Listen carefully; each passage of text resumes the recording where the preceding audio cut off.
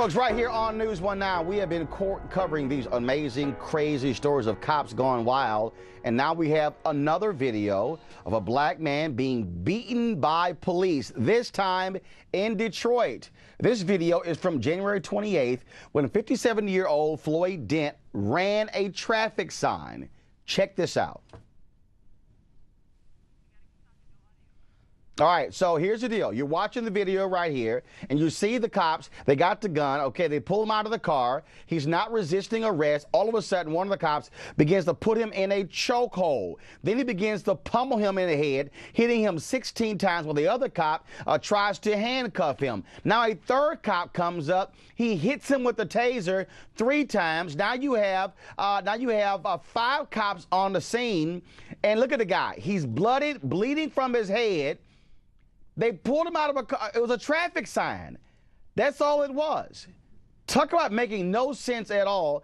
Let's go to our panel. Dr. Avis Jones-DeWeaver, leadership strategist. Dr. Jason Johnson, professor of political science at Hiram College, as well as Gilda Daniels, associate professor, University of Baltimore School of Law. Gilda, I want to go to you first.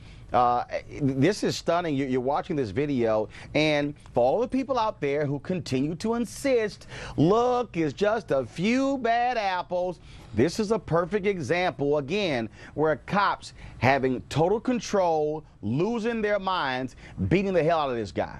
Hey, good morning, Roland. Good morning, Roland. I think we hear this every day, don't we? It's happening over and over and over again, these issues of police misconduct, and we really have to start thinking about what is it that we're training our cops to do, right? Do they understand how to, I mean, this, as you said, this is a simple traffic stop. Running through a red light is not an offense that means that you should be taken out of your car, or pulled out of your car and beaten and tased. So what is it, you know, they have this mentality of excessive force, right? That force is always the answer. So we certainly need to look at how we're training our cops in regards to how they're stopped, even in these simple traffic stops. Jason, the guy gets out, the guy, first of all, he's pulled out of the car.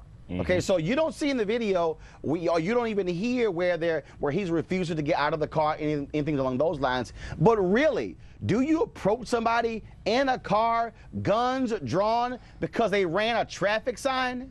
Not unless you're Tamir Rice, or not unless they're talking about Martise Johnson, or not unless we're talking about the dozens and dozens of people that we've actually seen over the last 18 months who are suffering this way. And I'll be perfectly honest with you. It's about time that we start being very honest about accountability of these police officers. They are costing people money. These are millions of dollars in suits and settlements that are going to be handed out to all of these people who have suffered. And it's about time that people start recognizing it's about the government failing to protect citizens and stop coming up with excuses for idiot cops. Avis, this is what I don't understand, and it makes no sense to me, okay? So typically what you will find is, and again, I personally, I don't see police brutality as a liberal or conservative thing, Republican or Democratic thing. But the reality is you typically are going to have liberals and progressives who are going to be calling out police, and you're going to have conservatives defending police officers.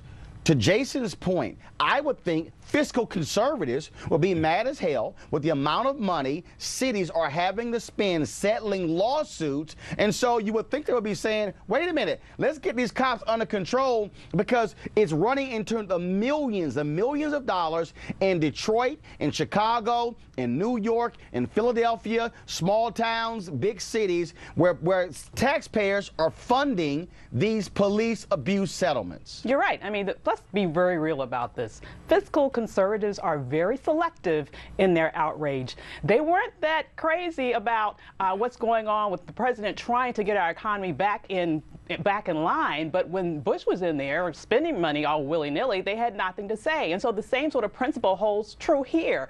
They're not really saying much about this, and they don't really have a problem with people getting beat down and abuses occurring when it's black people that are being killed and black people that are being abused. And beyond the fiscal problems with this, an extended version of that tape, reports say, actually show the cops planting drugs in his car. These are criminal activities, and I'm telling you, I'm not satisfied with a few settlements. I won't be satisfied until these cops are in jail where they belong. Well, again, what we are seeing is we are just cops gone wild across this country, and it's shameful and it is utterly ridiculous. And speaking of shameful and ridiculous, Levi Pettit, student at the University, well, former student at the University of Oklahoma, was caught on camera chanting a racist slur.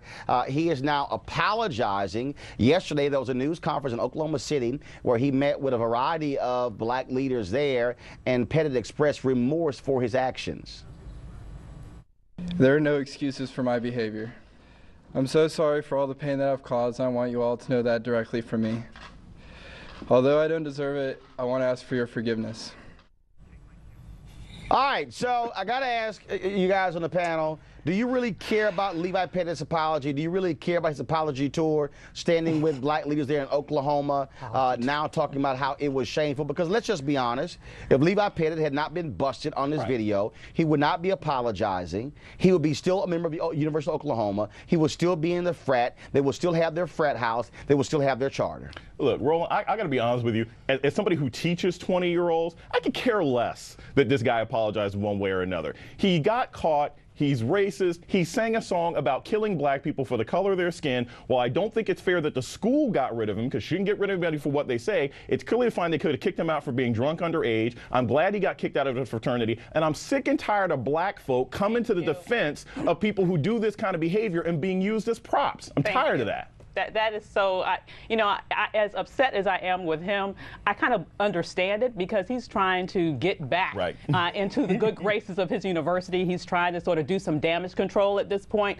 But the people behind him, there is freaking no excuse for that. Let's be very real about this. I am so tired of Negroes standing there giving white racists cover for their racist actions. We have to have some accountability for actions that take place. And unless we can get rid of all of these shuffling folks who find it very easy to stand behind white people who all of a sudden are very contrite about their racist actions, we will never get the respect, quite frankly, that we deserve. Why should we expect other people to respect us when we don't even respect ourselves enough to hold other people accountable when they provide such outrageous actions against us? Well, I agree that we certainly need to get rid of this kind of take me to your leader mentality that when people actually, commit racist acts, that they need only go to an African-American minister or elected official and say, I'm so sorry, I did something bad. I think we certainly need to get away from that because we're talking about much deeper issues here. And we're talking about a culture, right? And we're talking about how at this university this was allowed to continue. And I think, and it's not just this fraternity, right? It's happening not just at this school,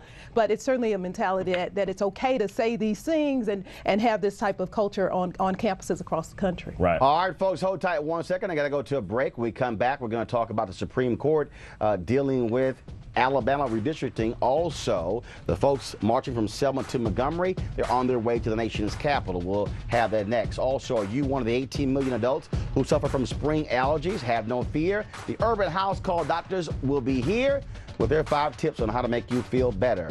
Also, what do U.S. students need in order to compete against students abroad in careers? We'll talk about that. Plus, it's What the Hell Thursday. We got some straight